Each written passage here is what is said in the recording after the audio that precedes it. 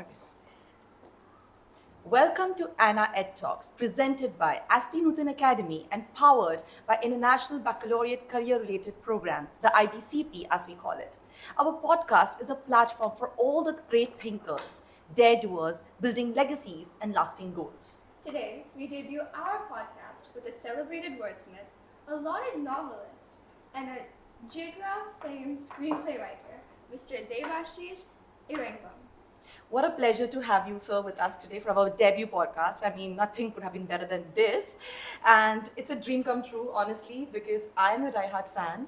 And you coming up with this first big movie as a screenplay writer, you see Dharma Productions, Karan Johar, Alia Bhatt. I mean, the keywords are too envious. Break down that story for us. Please jog down that process. How did that feel like? How does it feel to be on a set, movie set? Thank you, Niyati and Kanik, for this platform, first of all. And like I said, before we started going live, first project is always a special one. It's the most honest one. It's the one which stays with you forever. So Jigra, being my first released film, was in itself a great journey to begin with. And I had been working with Dharmatic and Dharma for a while, I think around 3 or 4 years, when I got a call from their creative executive, Ram, that there's a project which has been pitched by Vasan. It's a concept, a note, and a story which they're looking to develop. So Jigra officially first started with me when I got on a Zoom call with Vasan, who told me what he had in mind, the jailbreak, brother sister angle, and everything. And obviously, I was very excited for it. And I had just seen Monica, Oh My Darling, on Netflix, and Matko Dard Nahi Hota, of course, I've seen. So Vasan is somebody whose work has always excited me. Sure. So when I got this opportunity, I just kind of jumped at it. And at the time, I think there were me and 2 more writers who were being considered. So they were very honest that let's see who clicks with the project. Right. And fortunately, I met up with Vasan. We had a discussion about the possibilities, where we could go with the thing, the plotting, and various options. It clicked together. And so one thing led to another. We first cracked the story outline. And then we proceeded to screenplay and dialogues once Alia was on board. Right. So yeah, it was a pretty smooth process overall. Did you know who's featuring in, who's starring for this project at the time? Initially, there was a bit of secrecy. They were like, there's a big star who's interested, but they didn't tell me. But I think Vasan kind of blurted it out during our first Zoom call. He was like, Alia's very excited about this thing. And of course, Alia is somebody whose work I have admired for a very long time. I think her body of work is amazing. The potential she has displayed, the scope she has shown in her performances, it's been inspiring. So the whole combo of, like you said, Alia, Vasan, Dharma, Karan Johar, everything just came together. And I consider myself very fortunate to have been a part of this for my first released film. So yeah. Sure. So we know that, behind the glitz and glamour of this industry, there is this great, insane amount of, the grit and the grind that takes place. Talk to us a little bit about the hours you keep, the discipline, the environment, what it is like really to be on the set. Like, what is your profile there? So, being a freelancer, there are no set rules. Some people are night owls, some people are early morning risers, some people like to go with the flow, some people have a strict routine. Personally, I like to keep a strict routine. I like to maintain a certain discipline in my day because, like I said, when you're a freelancer and if you're writing a film or a book, there's no immediate pressure. There are no immediate working hours that you have to report to. So if you don't have the discipline, it's very easy to go astray.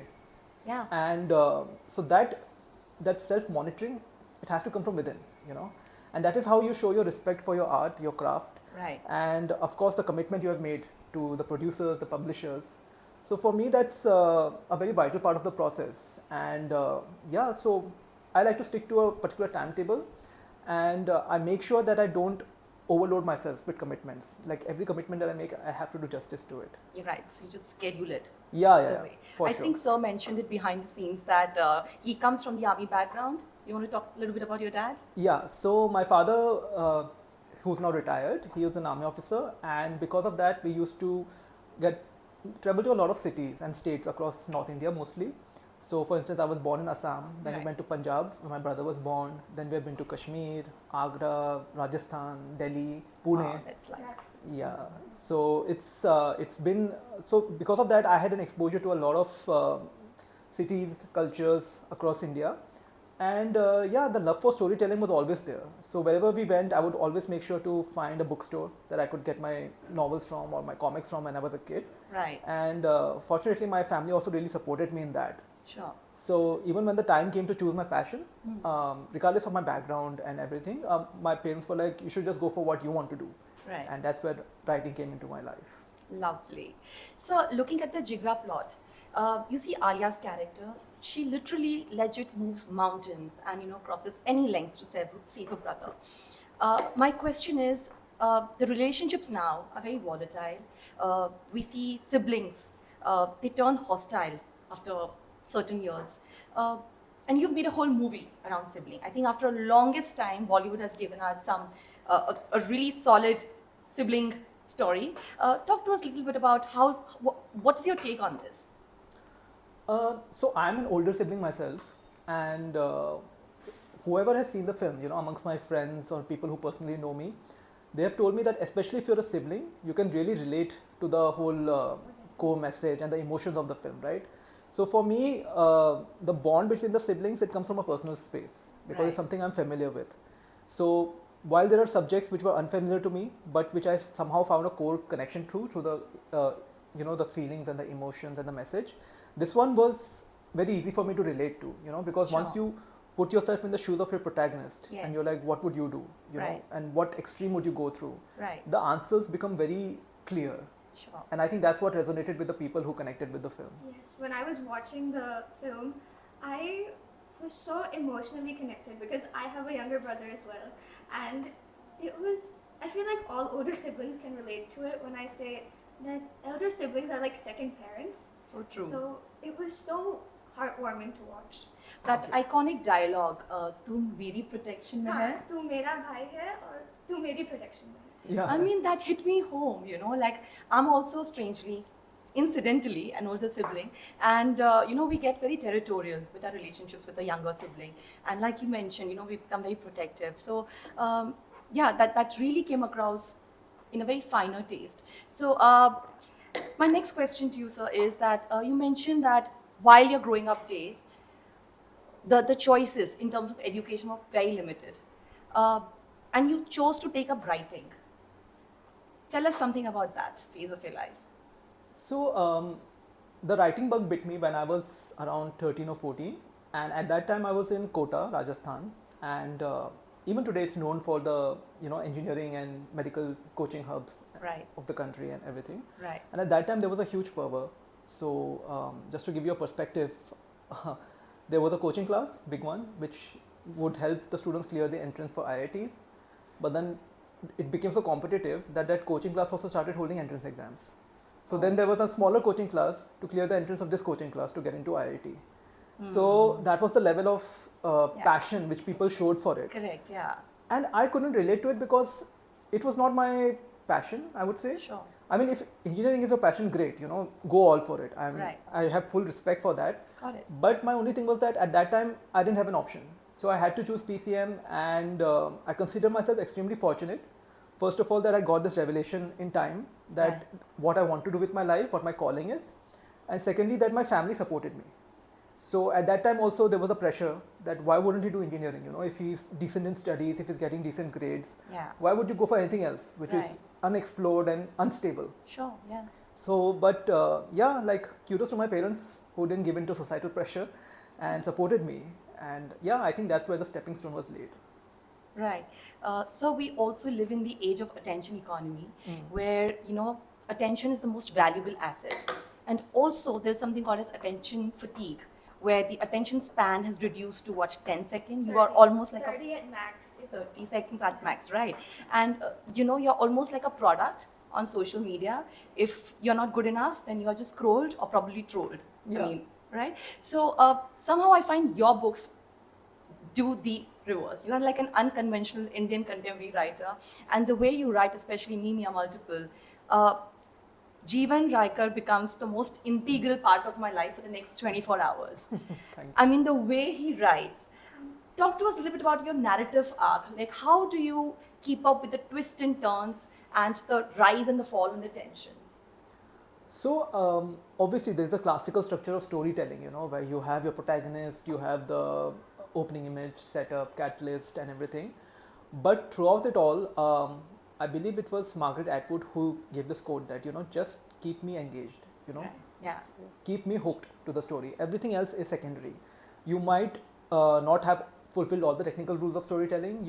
There might be logical loopholes, but as long as you can keep the reader hooked or the Right. viewer hooked, if you're writing for screen, Right. that's it. That's your job made. I've seen a lot of books which were not perfect. Yeah. I've seen a lot of films which were not perfect, Sure. either in their content or their structure or their politics or whatever. But the fact that there was something which resonated with the masses, which defines a hit or a bestseller, it means that there was something which was working for it. So my constant quest is to make sure that I, maintain that link with the reader or the viewer. And how do I do that? By first putting myself in the reader's shoes.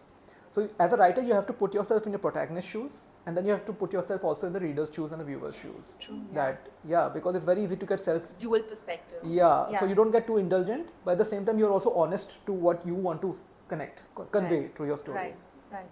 The first thing that clicked with me was the beautiful irony behind the fact that Jivan, whose entire name means life, has such a struggle with living itself. Yeah, so this book, Mimia Multiple, it was started when I was, I think, going through a bit of a difficult phase in life. I mean, technically I was doing well in my careers, but again I was kind of in a rut, like where am I going, where is my career headed? So that uncertainty and that whole anxiety about the future, I think that manifested through Jeevan. And through Mia, who's the other character, I explored the idea of what would interest me at this point of time. Like, what kind of a person would I like to meet? What kind of a person would make a difference in my life at this point? Right. So, yeah, there was a lot of wish fulfillment happening in that book. And like I said, there are a lot of monologues also in the book, right? Which Right. Jeevan goes through about life, existence. These are all very personal. So, Right. like I said, your first book is the most honest one, right? So, this is a book in which I just laid bare all my emotional landscape for the reader to go through. And thankfully, like with you and Kanak, it connected to an Yes. Right. instance. So, it's great. So I really feel that you were way ahead of your time, because now we speak about mental health, single parenting, widows getting married, or women having needs, and you explored these territories 10 years ago with your Mimia Multiple and later Charlie Next Door. I want to ask this question: that how do you think of a character like Jeevan, who has this dissociative identity disorder? And no, it's Mia. Mia, who has Sorry, that, yeah. And Jeevan, who's struggling to just survive. You bring up these absurdist existential crisis, all of these darker scheme of things with slapstick comedy, humor. How does that marinate? How does that happen? Because the minute we think of mental health, we all become grey and serious. Yeah. But and if I were to tell anybody that this book is about, it has these themes and these elements, one would wonder that, oh, maybe it must be very serious, only to discover that you're just smiling and laughing throughout. So, speak to us a little bit about that. So dark comedy as a genre is something that's always fascinated me. I love watching films which can pull it off. I love reading books which can pull it off. Some of my favorites have been, classics in this genre. So I think one film that I can really think of which comes close to it is Silver Linings Playbook, Okay. which was also an adaptation of a novel. And because there's so much of seriousness in our life, right? So how can the challenge becomes to make it darkly funny, but also without compromising on the sensitivity of the issue. Right. So even for a condition like DID, like dissociative identity disorder, or depression, which Right. Jeevan goes through, Right.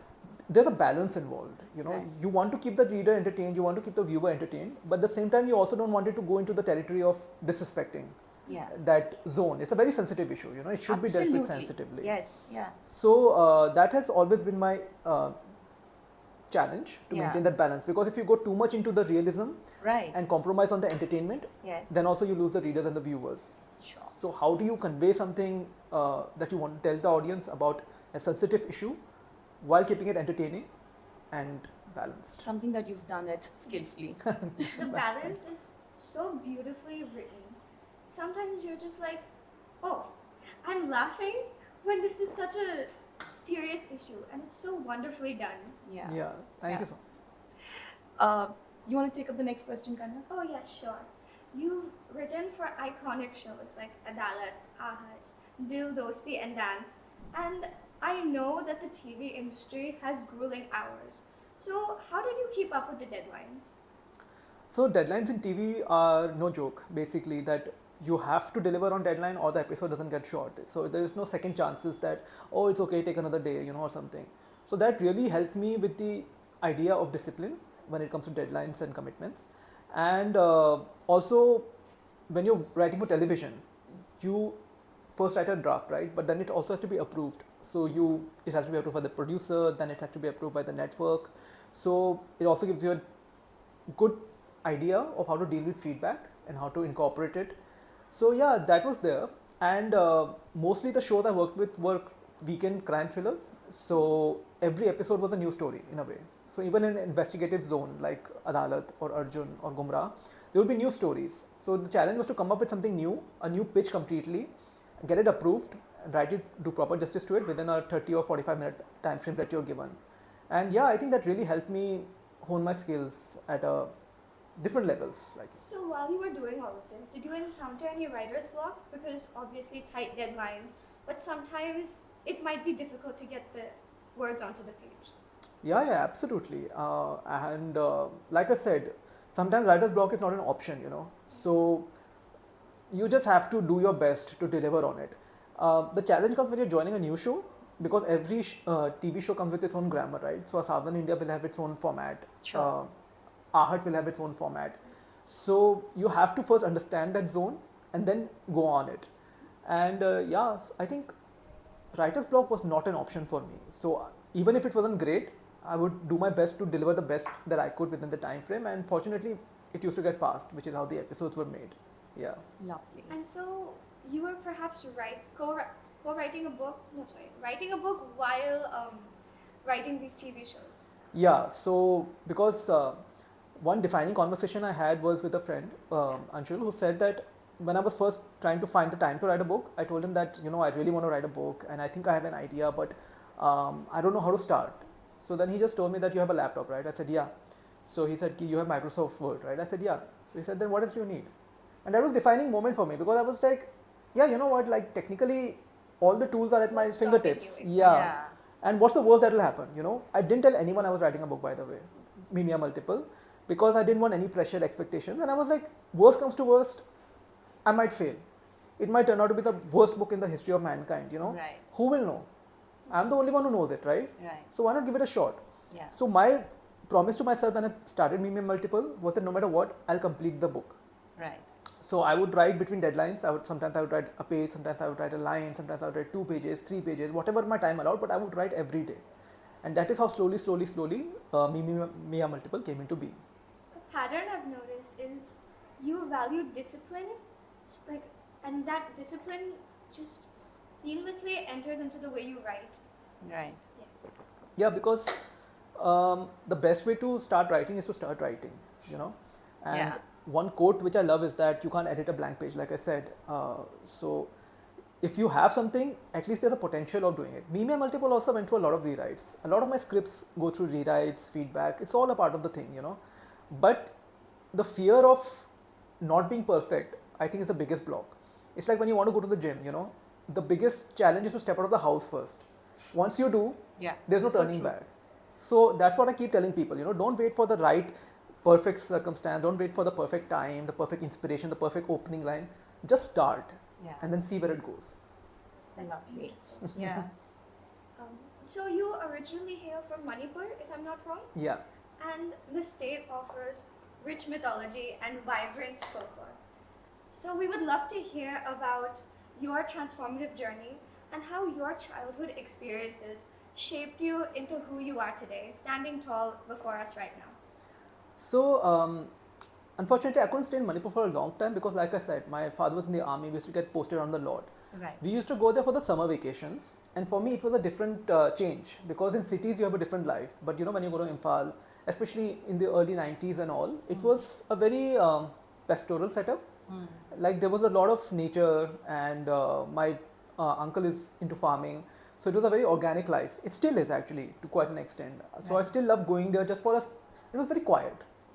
And they had their own routines. My grandmother would wake up in the morning, she would turn on the radio. They had a lot of dogs, and lots of greenery. So it was a beautiful time to grow up in. As for my storytelling interest, I think it came from my uncle. So one of my favorite. So I used to have a favorite uncle, like we all do, and he was in Air Force. So he used to visit us every now and then, and he used to love telling me stories. Like fables, short stories, and that's how my interest peaked up. And even as a kid, I loved, once I could read, I was really into reading. Like at that time, there were a lot of magazines and comics for kids, Right. Bachitra Katha, Absolutely. Tinkle, Chanda Mama. Yes. So I would buy a lot of those. But my dad's condition for buying me a new book was that you have to narrate the summary of the previous book, so that we know that you're not bluffing, that you're Yeah. actually reading. And I used to do that, and I used to Right. get a new book every time. So yeah, I think that's where the whole love for storytelling started from. Right. That sounds like a dream come true for all readers. Yeah. Yeah. Do you have a question for him? Yes. So I want to know how, after you published Me Mia Multiple, how was it like? How was it writing Charlie Next Door? Because Charlie himself is so nuanced. I feel like he's different from Me Mia Multiple. Well-rounded character. Yeah. Yeah. So, Mimia Multiple was between two 20-year-olds, basically. So, it had its own tone. It was in more of a coming of age zone. Charlie Next Door had two very different protagonists. Yes. So, Anupama is a 42-year-old woman. She's a widow. She has two teenage children, Yeah. And what happens when, in this scenario, a 20-year-old comes into your life, whom you are attracted to, but you don't want to be attracted to, and then you have this whole social baggage. So that itself made the story take on a different flavor. It could not be the same exact as Mimia Multiple, and interestingly, it was first a screenplay. So I had written it in FTI, but because it was not deemed commercial enough, it didn't get made into a film. And my agent, after Mimia Multiple, he was constantly following up with me. What is your next book gonna be? Write about something. So I wrote a couple of pages of Charlie Next Door, translated into a novel first, and he loved it. So that's how the journey for Charlie Next Door started. Fab. So I also want to ask, your books revolve around breaking social stigmas like DID, depression, relationships. So how do you write it in such a? I mean, you already talked about writing it in a balanced way, but do you have any moments where you're writing something and you maybe go ahead and delete it? Lots of times, yeah. Like every manuscript, every screenplay goes through a lot of deletions, a lot of rewrites, and there's something called kill your darlings.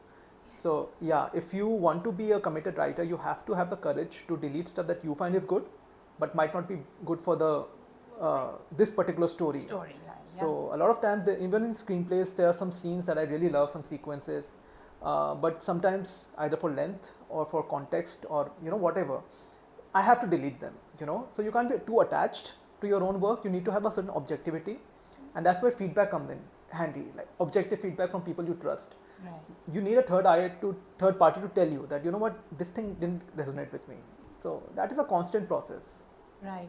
I loved when Mia says that, I think I'm broken, and only turns out I had to just accept the fact that, I was never really, there was nothing broken within in the first place. Like when you've taken this journey from Imphal to Bombay to Mumbai, and you've come up with this first debut movie, Jigra. Tell me, how does fame look like at this point? I don't think I'm famous, honestly. I just. I feel like you saying you're not famous is a very huge contradiction. No. Because we were so excited when it was announced that you were coming.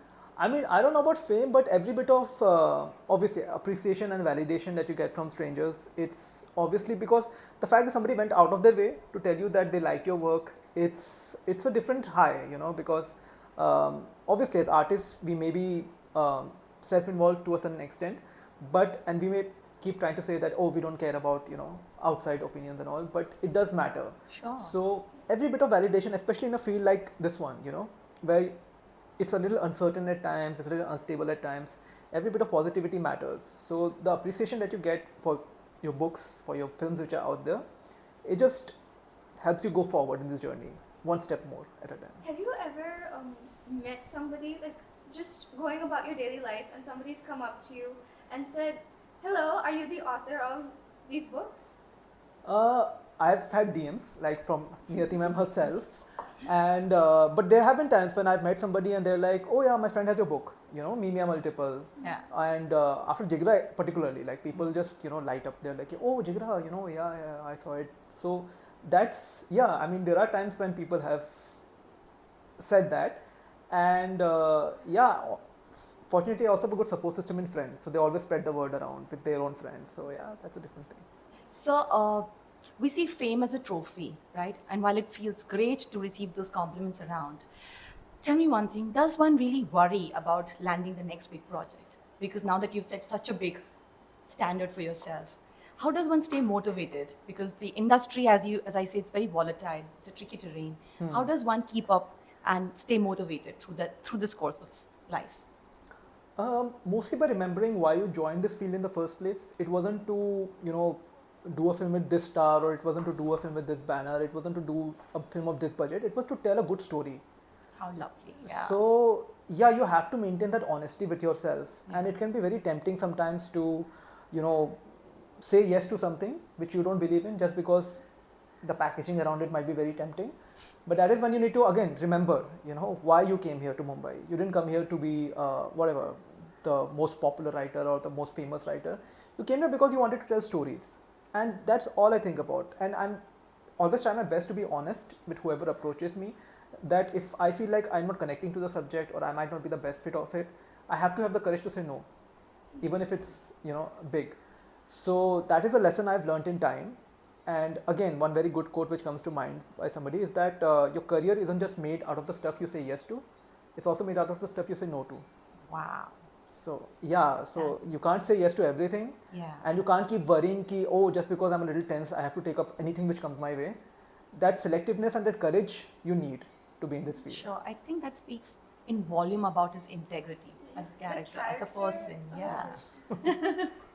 All right. So very quickly then, so we'll segue into our fun segment.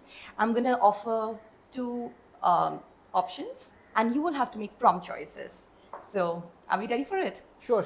All right then. Ladies and gentlemen, presenting Debashish Irengbam only on. Anna Ed Talks. All right. Should we begin? Okay. I think this one I know it already, but we'll go for it. Tea or coffee? Coffee. Blue or black? Blue. Mountain or beach? Mountain, any day. Pani puri or sandwich? Pani puri. Early riser or night owl? Early riser. Save, 100%. save or spend? Save. Comedy or drama? Comedy. Spicy food or sweet treats? Spicy any day. City life or pastoral? That's a tricky one. Oh god, that's a very tricky one. Yeah. Yeah. Right now, city life, pastoral after retirement. Yeah. Screenwriter or novelist? Oh my god. Tricky questions. I would say novelist eventually because I love the freedom. So once I have the financial stability, maybe. But it's a very tough year. Both. I want to write novels and I want to adapt them into screenplays. That's the ideal scenario. Right. Sing in the shower or hum in the car? I'm a horrible singer, so generally I avoid both. But I would say I'm more of a shower guy. Yeah. Okay. First TV project or first movie project? In terms of like what do I prefer or Yeah. Yes. Quick choice. Like what do you first prefer? film project. Film. That was loud and clear. Yeah. All right. The last one. Plan ahead or go with the flow? I would say go with the flow because no matter how much you plan stuff, you should always be open to new opportunities. That's how most of my big breakthroughs have come. Right. Yeah. Yeah. That was nice and smooth. It was. All right. Thank you, sir, for gracing our show. We have one more last question. So, I guess I speak for all students, particularly Gen Z, Gen Alpha, and the newly launched Gen Beta, which just arrived 18 days ago. We want to hear a piece of advice from you that will keep the fire burning bright within us. I would say that